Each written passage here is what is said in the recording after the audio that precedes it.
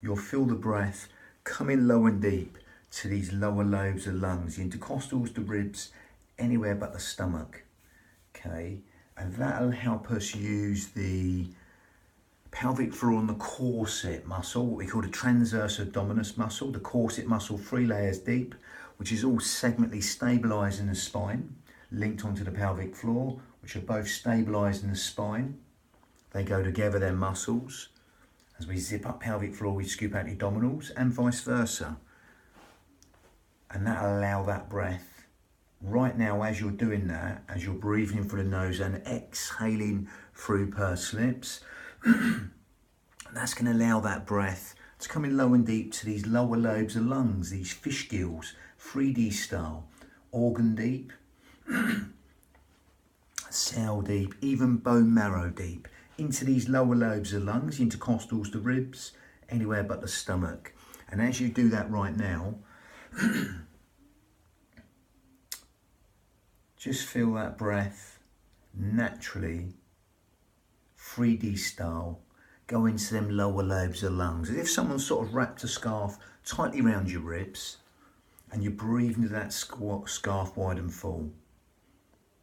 Okay, as though someone's opening an umbrella inside your rib cage and letting go, or someone's just pushing out from inside your ribs and letting go. Just adding width to the lungs as you breathe in and length to the out breath as you feel that natural decrease and expansion of the ribs. Okay, lateral thoracic breathing in Pilates, that's called. And again, that's going to go in low and deep to these lower lobes of lungs because there's nowhere else for the breath to go apart from into these lower lobes of lungs, the intercostals, the ribs, anywhere but the stomach. So as you feel that lovely 3D breath, okay, as you're zipping up pelvic floor and scooping out your abdominals and taking the navels towards the spine, as you do that right now, we're just going to slightly change that from the Pilates path and go down the yogic path where we close the mouth and just go in and out through the nose. And as you do that right now, go in and out through the nose with the breath, that smaller filter through the breath. As you do that right now, you'll feel the natural will cycle of the breath lengthen. And as you do that right now, allow that will cycle to lengthen. You'll get that sort of more yogic breath, or one type of yogic breath. That sort of smaller filter from the nose helps us lengthen the breath, as in the asanas.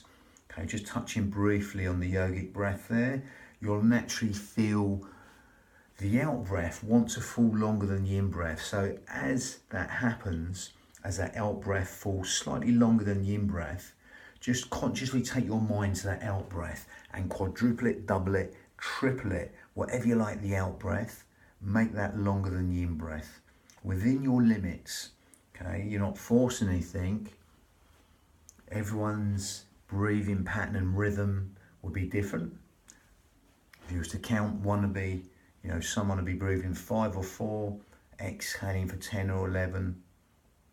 It doesn't matter. Just make the out breath longer than the in breath within your limits. Okay. And as you're doing that right now, lengthen that out breath longer than the in breath. You're going slightly more into the hypnotic breath, a bit like 7-11 breathing. And that's going to naturally stimulate the parasympathetic nervous system. All the things you don't think about: sleep, digestion, rest, and relaxation, all being benefited by elongating the out breath longer than the in breath. As you do that right now, encouraging restful relaxation responses and endless streams of comfort, just coming into the nerve system and help everything feel even more relaxed than it already is. Lovely. Just simply riding the wave of that elongated out breath. Looking to untie the knots that are bound you. Feel that sense of liberation and freedom from that lovely elongated out breath, and simply allow that simplicity just to relax the mind at will. And as that naturally relaxes the mind at will as you're still zipping up pelvic floor, scooping out your abdominals, taking the navel towards the spine. Breathing out through the nose now, but consciously elongating the out breath longer than the in breath. You can either stay with that or go to slightly more advanced yogic breath, ujjayi breath, victorious breath. Okay, victorious breath in Sanskrit, ujjayi breath, seashore breathing. Okay, you'll be able to hear this. So again, I'm going to demonstrate this. The only difference is we're going to narrow the esophagus. If you can't get it, don't worry. Carry on zipping up pelvic floor, scooping out your abdominals, breathing out through the nose and elongating the out breath as you are right now. But if you can get this, fine. We're going to narrow the esophagus and we're going to go for ujjayi breath. Again, I'm going to demonstrate. So again, you're breathing through the nose. It's going to make this sound. It's a... Keep your shoulders down and it's a... but with the mouth closed. Sort of soft, silky, whistling ujjayi breath, victorious breath. It's a...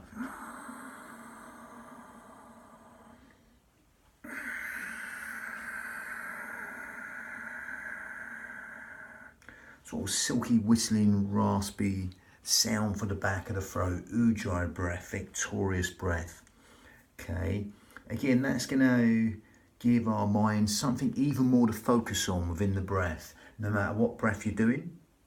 Ujjayi breath, if you can't get it, don't worry. Just be aware of the sound of the breath, the feeling of the breath as it weaves that tapestry of relaxation and every single organ, cell, sinew of the body at will. Every sinew of the body, allowing that breath to manifest, organ deep, cell deep, even bone marrow deep. Okay, especially into them lower lobes of lungs. But if you've got the ujjayi breath, you're breathing in,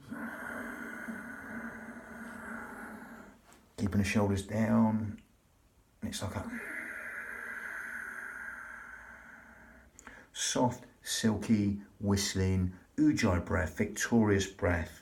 Okay, that raspy sound from the back of the throat will give the mind even something further to focus on, real focusing breath. Sometimes you'll do this naturally. We're overemphasizing that natural focusing breath you sometimes do.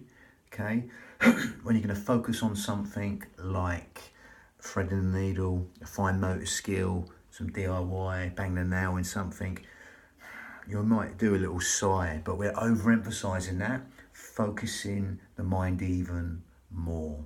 If you can't get that, don't worry. If you can get that, great. That's going to stimulate the thyroid gland, which helps with weight control, etc. Helps us build the heat in the body, helps us fan the fire, to burn all the toxins in the body. Ujjayi breath, victorious breath. Okay, lovely.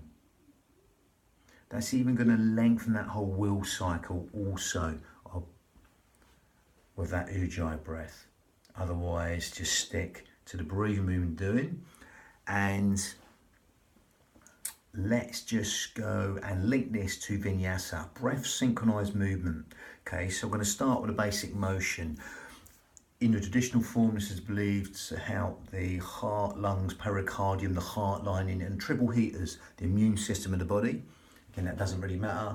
We're not going traditionally with this. So again, I digress. This will go into every single organ, cell, sinew of the body, every square inch of tissue in the body. So with this, it's a nice natural motion.